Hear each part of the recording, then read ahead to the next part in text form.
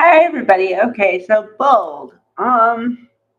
It didn't disappoint for a Monday, and the reason I say that is because usually some soap operas, they don't really have Friday cliffhangers anymore, and so you're not really waiting for something, and then so they may or may not disappoint on a Monday. So, but this one did not disappoint. Okay. Let's see. Well, Crew Morrow, as Will. I like him. I do.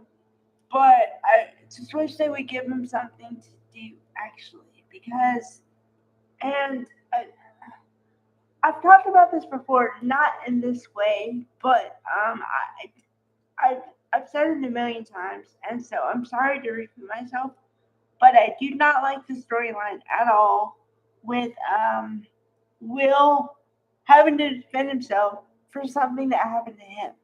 Okay? I'm not about that. I've never been about that. Let's make that clear. Okay? So he apologizes again for hurting Electra and not telling her in the right time what happened. But then I try to put myself in his place and try to say, okay, well, what about the other side? Okay, so say this thing happened to you. How exactly would you verbalize it to somebody else to make them understand that you didn't mean for it to happen, but you didn't mean to hurt them at the same time? How do you do that?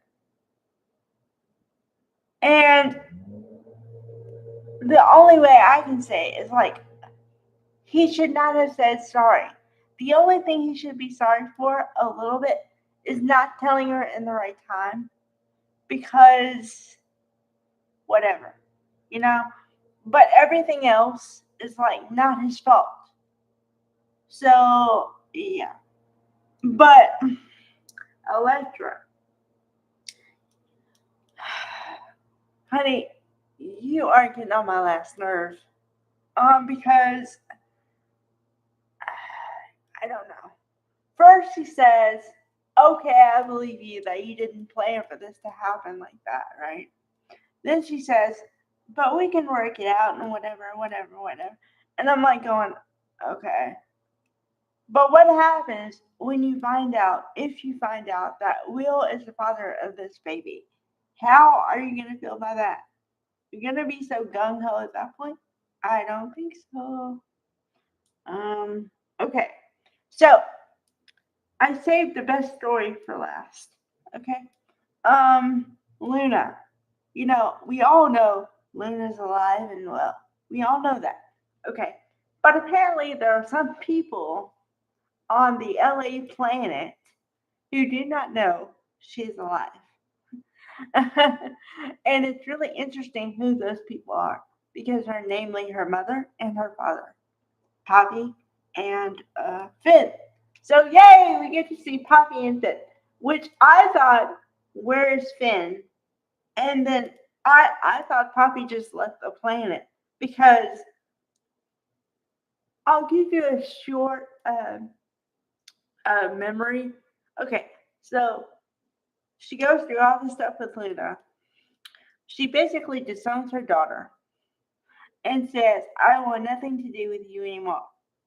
And she leaves. And I mean, when she leaves, she leaves. And to the point where you don't think you're ever going to see her again. And I'm like, okay. And then she just pops up, and I'm like, is that Poppy? Holy. And I literally like took 5 seconds to realize it was Poppy. And I go, oh my God. And then so Finn and her are talking, and you can tell by how they're saying stuff, they do not know Luna is alive. Okay? And I'm like, how is that possible? How? Okay, number two. So let me just say this, and I feel kind of weird saying this, but I gave Poppy a lot of grace in the beginning because I said, okay, well, because a lot of people giving her grief about, man, a single free spirited mother, and they took it as she didn't care about her child and she's a bad parent. And then you have Lee, her sister, her own sister, putting more stuff on top of her saying, well, you're not a good parent, and oh my God, what did you do with Luna? And yada, yada, yada. All this stuff, right? And I'm like, okay, well, why do you dump on your sister like that? Okay, well, I might change my tune here because, oh my God, she says, well, maybe it would be better if she was not alive anyway because, you know, she's just pure evil and cruel. And I never knew somebody could be like that cruel. And I'm like, man. I mean, okay. And I try to think about it from both sides. I really do. But I said, okay, here's this kid, because Luna's a kid.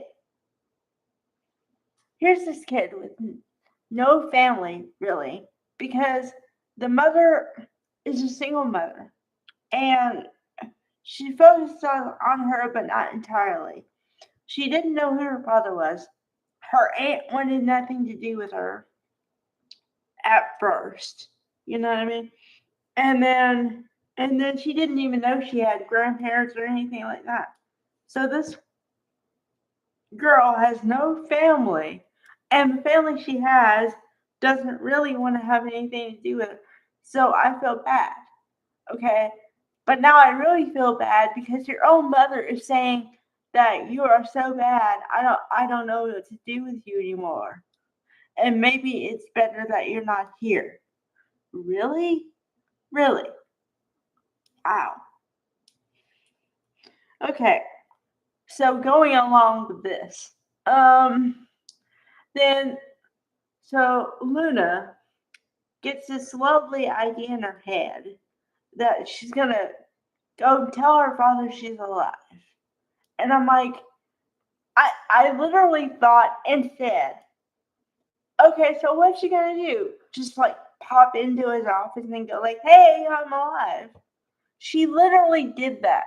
She literally like, okay, imagine her with a ball cap and sunglasses.